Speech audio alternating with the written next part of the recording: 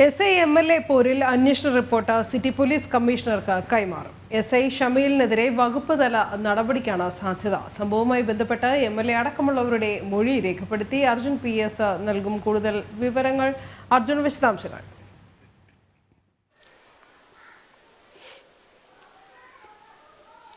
അനു, ഇന്നോ നാളെയോ ആയിട്ട് ഈ റിപ്പോർട്ട് കമ്മീഷണർക്ക് അസിസ്റ്റന്റ് കമ്മീഷണർ നൽകുമെന്നാണ് നമ്മൾ പ്രതീക്ഷിക്കുന്നത്. നേരത്തെ തന്നെ നമ്മൾ അനുമാനിച്ചതാണ് പോലീസിനെതിരെ അല്ലെങ്കിൽ SIക്കെതിരെ വകുപ്പ് തല നടപടി ഉണ്ടാകുമെന്ന് നമ്മൾ അനുമാനിച്ചതാണ്. അത്തരത്തിലേക്കാണ് ഇപ്പോൾ കാര്യങ്ങളുടെ പോക്ക്. അതായത് SIക്കെതിരെ പ്രോട്ടോകോൾ ലംഘിച്ചു എന്ന തരത്തിലുള്ള ഒരു കാര്യമാണ് പോലീസ് ചൂണ്ടിക്കാണിക്കുന്നത്. അത്തരത്തിലാണ് കഴിഞ്ഞ മൊഴിയിലടക്കം പോലീസ് ചോദിച്ചത്.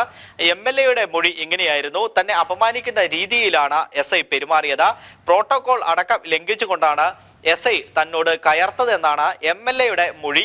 അപ്രകാരമാകുമ്പോൾ വലിയ രീതിയിലുള്ള ഒരു സാഹചര്യത്തിലേക്കാണ് അല്ലെങ്കിൽ അത്തരത്തിലേക്കാണ് ഈ കാര്യങ്ങളുടെ പോക്ക് വരുന്നത്. അതായത് ഇത്തരത്തിൽ കേസുകൾ എടുക്കുമ്പോൾ, പ്രോട്ടോകോൾ ലംഘിച്ചു എന്ന തരത്തിലുള്ള കേസുകൾ എടുക്കുമ്പോൾ വകുപ്പ് തലത്തിലുള്ള ഒരു അന്വേഷണത്തിനോ അല്ലെങ്കിൽ വകുപ്പ് തലത്തിലുള്ള ഒരു നടപടിക്കോ SI വിധേയമാകേണ്ടി വരും.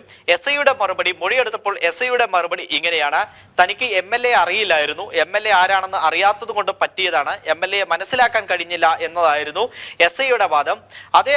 അതേസമയം പിങ്ക് പോലീസ് പറഞ്ഞിരിക്കുന്ന ഒരു വാദമുണ്ട്. തങ്ങൾ അദ്ദേഹത്തോട് മോശമായി പെരുമാറിയിട്ടില്ല, സാർ എന്ന് വിളിച്ചാണ് അഭിസംബോധന ചെയ്തതെന്നാണ് പിങ്ക് പോലീസും മൊഴി നൽകിയിരിക്കുന്നത്. ഇത്തരത്തിൽ ഇവരുടെ എല്ലാ മൊഴി കഴിഞ്ഞ ദിവസം തന്നെ പോലീസ് രേഖപ്പെടുത്തിയിരുന്നു. നഴ്സിംഗ് അസോസിയേഷൻ ഭാരവാഹികളുടെ അടക്കം ആ മൊഴിയും രേഖപ്പെടുത്തി. ഈ പ്രശ്നമുണ്ടാകുന്നതിന്റെ പിറ്റേ ദിവസം തന്നെ നഴ്സിംഗ് അസോസിയേഷൻ ഭാരവാഹികളിലെ കണ്ടാൽ അറിയുന്ന 100 പേർക്കെതിരെ പോലീസ് കേസെടുക്കുകയുണ്ടായി. എന്നാൽ ആ സമയത്തും MLAക്കെതിരെ ഒന്ന് ചെറുവിരൽ അണക്കാനോ MLAക്കെതിരെ കേസെടുക്കുവാനോ പോലീസിന് കഴിഞ്ഞില്ല.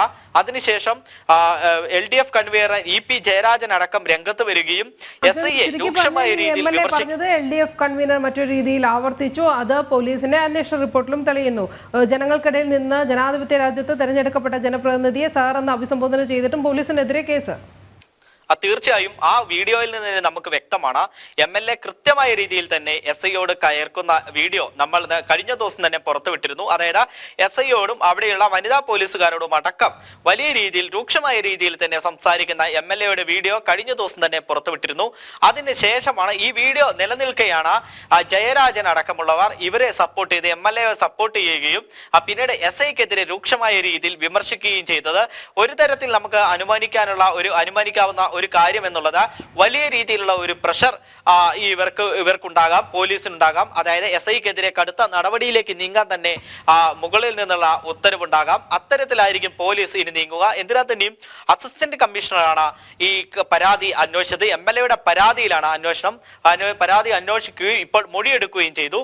ആ മൊഴിയെടുത്തതിനു ശേഷം ഇന്നോ നാളെയോ ആയി കമ്മീഷണർക്ക് ഈ റിപ്പോർട്ട് കൈമാറുകയും ചെയ്തു. ഈ റിപ്പോർട്ട് കമ്മീഷണർ പഠിച്ചതിന് ശേഷമായിരിക്കും ഏത് തരത്തിലുള്ള നടപടിയാണ് ഇവർക്കെതിരെ എടുക്കേണ്ടത്, അതായത് SIക്കെതിരെ എടുക്കേണ്ടത്. വകുപ്പ് തലത്തിലുള്ള നടപടി എടുക്കണോ എന്നുള്ളത് തീരുമാനിക്കേണ്ടത് SI കമ്മീഷണർ തന്നെയാണ്. എന്തിനാ തന്നെ നമുക്ക് അനുമാനിക്കാൻ കഴിയുന്നത് ഇത്തരത്തിൽ ഒരു കേസ് ഇടുകയാണെങ്കിൽ മാത്രമല്ല SIക്കെതിരെ മറ്റൊരു വകുപ്പ് കൂടി ചേർക്കാനുള്ള ഒരു സാഹചര്യം കൂടി ഉണ്ടെന്നാണ് നമ്മൾ മനസ്സിലാക്കാൻ കഴിയുന്നത്. അതായത് കൃത്യമായി കൃത്യനിർവഹണം നടത്തിയില്ല എന്നുള്ള ഒരു സാഹചര്യം കൂടിയുണ്ട്. അതിൽ കൃത്യനിർവഹണത്തിൽ അലംഭാവം നടത്തി എന്ന തരത്തിലുള്ള ഒരു കേസ് കൂടി അദ്ദേഹത്തിനെതിരെ വരാനുണ്ട്. കാരണം ഈ നഴ്സിംഗ് അസോസിയേഷൻ ഭാരവാഹികൾ സമരവുമായി കളക്ടറേറ്റിലേക്ക് പോകുമ്പോൾ ആ സമയത്ത് അദ്ദേഹം അവിടെ ഉണ്ടായിരുന്നില്ല. അവിടെ ഉണ്ടായിരുന്നത് പിങ്ക് പോലീസാണ്. പക്ഷേ പിങ്ക് പോലീസിനെ മറികടന്നാണ് ഇവർ കളക്ടറേറ്റിന്റെ ഉള്ളിലേക്ക് എത്തി അവിടെ സമരം ചെയ്യാൻ ഒരുങ്ങുന്നത്. ആ ഒരു സമയത്താണ് ഈ വിജിൻ MLA അവിടേക്ക് വരികയും ഉദ്ഘാടനം ചെയ്യാൻ വേണ്ടി എത്തുകയും ചെയ്യുന്നത്. പക്ഷേ ആ സമയത്ത് തന്നെ പോലീസുകാർ എത്തുകയും താങ്കൾ ഉദ്ഘാടനം ചെയ്യാൻ പാടില്ല, കളക്ടറേറ്റിൽ ഒരു കാരണവശാലും ഇത്തരത്തിൽ പരിപാടി നടത്താൻ പാടില്ല എന്ന് പോലീസ് പറയുകയും ചെയ്തിരുന്നു. പക്ഷെ അതിനെതിരെ വലിയ രൂക്ഷമായ ഭാഷയിൽ തന്നെയാണ് ആ MLA പ്രതികരിച്ചത്. പിന്നീട് ഒരു വനിതാ പോലീസ് എത്തി ഇദ്ദേഹത്തോട് പേര് ചോദിക്കുകയായിരുന്നു. പേര് ചോദിച്ചപ്പോഴാണ് അദ്ദേഹത്തിന് കൂടുതൽ രീതിയിൽ അദ്ദേഹം കൂടുതൽ വൈകാരികനായത്. അതായത് തങ്ങളോട് പേര് ചോദിക്കാൻ നിങ്ങൾ ആരാണ്, നിങ്ങൾ എവിടുത്തെ പോലീസാണ്, സുരേഷ് ഗോപി കളിക്കരുത് എന്ന തരത്തിലുള്ള ഡയലോഗ് അടക്കം ഈ പോലീസുകാരോട് പറയുകയുണ്ടായി. പിന്നീട് വന്ന ഈ എസ് ഐയോടും വലിയ രീതിയിൽ കയർക്കുന്ന ഒരു MLA ആണ് നമുക്ക് ആ വീഡിയോയിലൂടെ കാണാൻ കഴിയുന്നത്. ശരിയാണ്, പോലീസിന്റെ ഭാഗത്തും ഒരു പാകപ്പിടിയുണ്ട്. കളക്ടറേറ്റിലേക്ക് കിടക്കുമ്പോൾ അവിടെ കൃത്യമായിട്ടുള്ള ഒരു കാവൽ വേണ്ടതാണ്. പക്ഷേ അതിനുള്ളിലെത്തിയ MLA, ജനപ്രതിനിധിയായിട്ടുള്ള ഒരു MLAക്ക് കൃത്യമായിട്ട് അറിയാം കളക്ടറേറ്റിൽ ഉള്ളിലേക്ക് കിടക്കാൻ പാടില്ല. ആ കളക്ടറേറ്റിന്റെ പരിധി വിട്ട് അപ്പുറത്തേക്ക് കടന്നിട്ടുണ്ടെങ്കിൽ അത് നിയമപരമായിട്ട് നേരിടേണ്ടി വരും എന്നുള്ളത് MLAക്ക് വ്യക്തമായി അറിയാം. ആ സമയത്ത് MLA ചെയ്യേണ്ടിയിരുന്നത് ഇവിടെ നമുക്ക് പരിപാടി നടത്താൻ കഴിയില്ല, അതുകൊണ്ട് ഉദ്ഘാടനം നമുക്ക് പുറത്തു വെച്ച് നടത്താം എന്നായിരുന്നു MLA പറയേണ്ടിയിരുന്നത്. പക്ഷേ MLA അതൊന്നും ചെയ്തില്ല. ഭരണപക്ഷത്തുള്ള MLA ആണ്. അതിൻ്റെതായ ഒരു സംരക്ഷണം MLAക്ക് ഉണ്ടാകും.